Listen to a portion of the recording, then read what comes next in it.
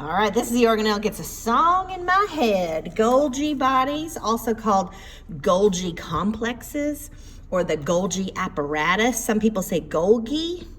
So, man, it's all the same thing. Golgi, Golgi body, Golgi apparatus, Golgi complex, whatever. All the same thing, all the same thing. And you might think, what the heck is this word? Well, that word is a dude's name. Mr. Camillo, it's probably Camillo, I don't know. He's Italian. His name, oh wait, you can't see. Let me scoot that over. All right, so his name was Camillo, I don't know. If you're Italian, I'm sorry if I'm being offensive because I don't know how to say that, but that's his first name. It's an Italian biologist. His last name was Golgi or Golgi. And Mr. Golgi, I say Golgi. So Mr. Golgi discovered these guys. And when he described them and other people described his discovery, they didn't quite know what they did yet, but they always just kind of attributed them to him. Other organelles clearly were discovered by people, but this one, his name stuck, which I think is fun. So it was, if you're interested, just for fun, it was discovered in 1898. So this is right about the time microscopes are really getting a lot better.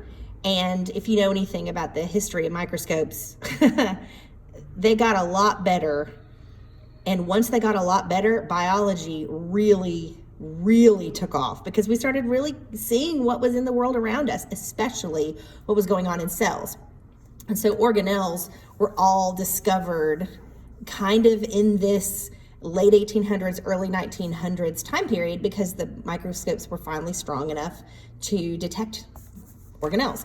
Golgi was one of them. So Golgi bodies are, they're interesting to draw. So I'm going to start over here with the structure and then we'll go into their function. So I'm going to draw kind of like blobby, long shapes like this.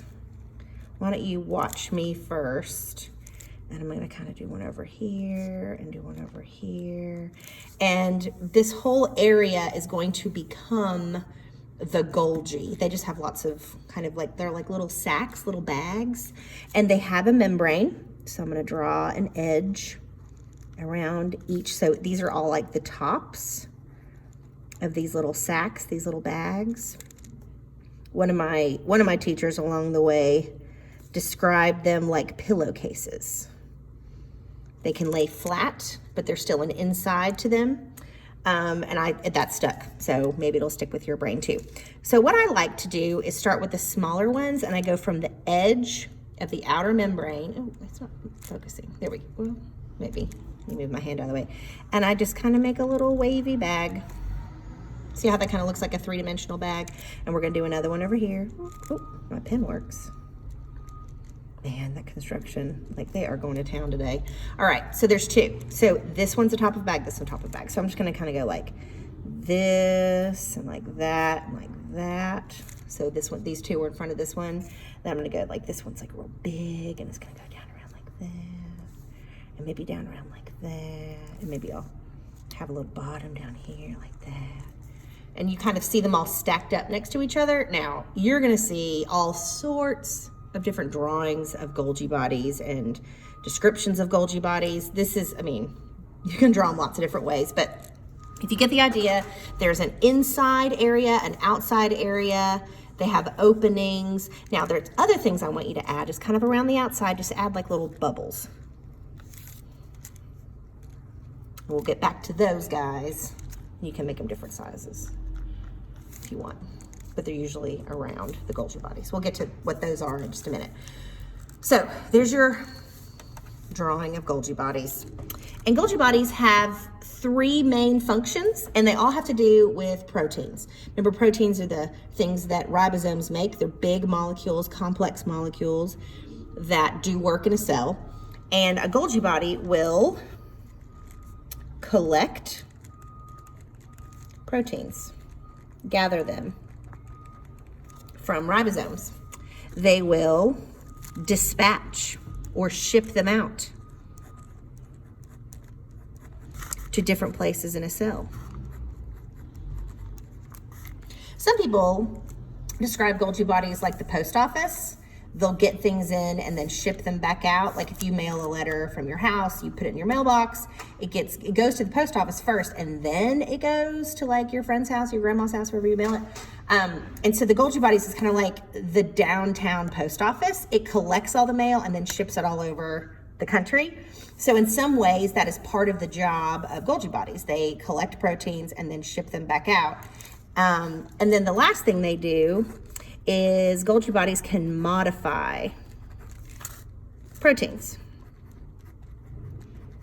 Modify means to change. They can cut them, they can twist them, they can bend them, they can do all sorts of stuff to make them do a different job. If you remember in the video I showed you before, that proteins are like keys and they have to work. Well, sometimes ribosomes make the proteins and they don't work. They're the wrong shape.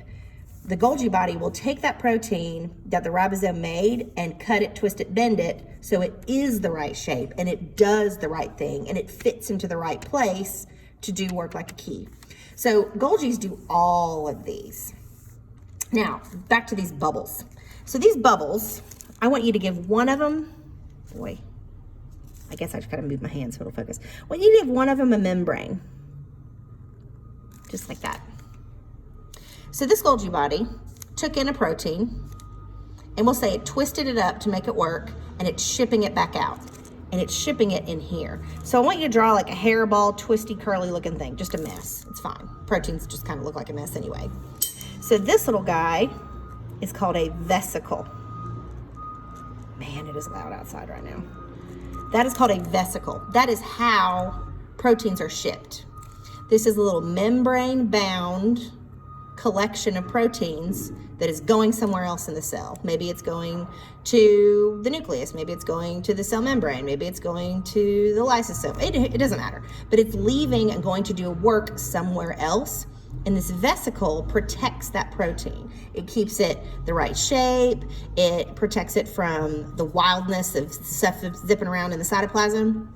So this vesicle is like a little envelope. If you want to keep going with that post office kind of metaphor, that vesicle is like an envelope to ship out stuff from the Golgi Bodies. So I did ribosomes first because I wanted you to know what proteins were before you learned about Golgi Bodies. So now I'm going back in alphabetical order. There's the cytoplasm you did, and then I jumped ahead to ribosomes, but now I'm gonna go back in alphabetical order. I'm not gonna go out of order anymore. Everything else is gonna match in your notebook. But Golgi Bodies, discovered by Mr. Golgi, are stacks of membranes that collect, ship, and change proteins.